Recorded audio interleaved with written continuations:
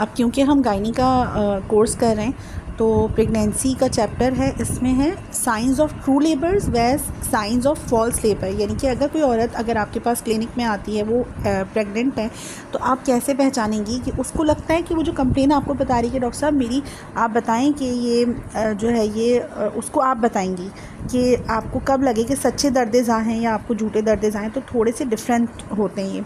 अगर उसकी प्रेगनेंसी का 7वां या 8वां या 9वां महीना लग गया है तो हर प्रेग्नेंट औरत को ये अवेयरनेस देना आपकी ज़िम्मेदारी है एज अ गायनी डॉक्टर कि आपको कैसे पता चलेगा कि आपको अब हॉस्पिटल जाना चाहिए और कब नहीं जाना चाहिए।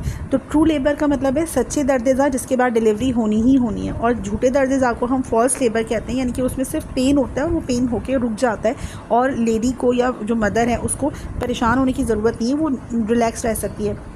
अब ये जो कंडीशन है ना नॉर्मल डिलीवरी वाली, ये 7वें 8वें 9वें महीने किसी को भी हो सकती है ना।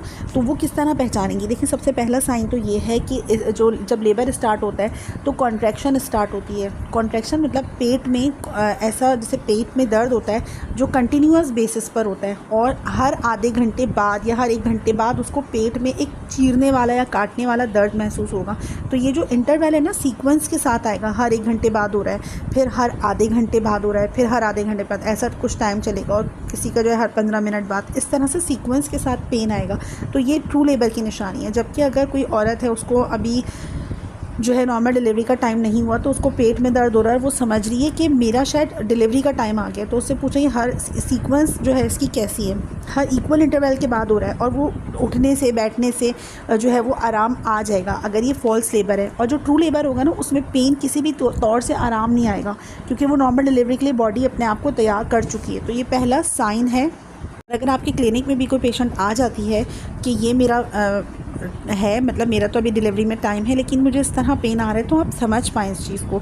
तो हमेशा जो ट्रू लेबर होगा वो हमेशा सीक्वेंस के साथ आएगा, और वो जाएगा नहीं। आप उसको बोलें उठें, बैठें, आराम कर लें, लेट जाएं, नहीं, वो नहीं जाएगा। जबकि अगर फॉल्स लेबर होगा तो वो आराम कर लेगी, उठी हुई थी तो बैठ जाएगी। ज़्यादा देर खड़े होने से भी पेन हो जाता है, ज़्यादा देर बैठने से भी पेन हो जाता है। कोई काम कर रही हो वो घर का, उसको दर्द शुरू हो गया और उसने आराम कर लिया तो उसका वो पेन चला जाएगा। तो ये मेन एक है। कॉन्ट्रैक्शन जो होंगी वो रेगुलर होंगी और इक्वल इंटरवल टाइम के बाद आएंगी। दूसरा जो मेन है ना वो ये है कि एमनियोटिक फ्लूइड उसका लीक करना शुरू कर देगा, जैसे हम पानी कहते हैं, पानी का थैला, वो हल्के हल्के लीक करना शुरू कर देगा।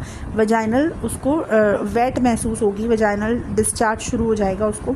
और वजाइनल डिस्चार्ज ज़रूरी नहीं है कि वो पानी ही हो, उसमें ब्लड भी मिला हुआ हो सकता है, तो फ़ौरन उन्हें डॉक्टर के पास जाना चाहिए।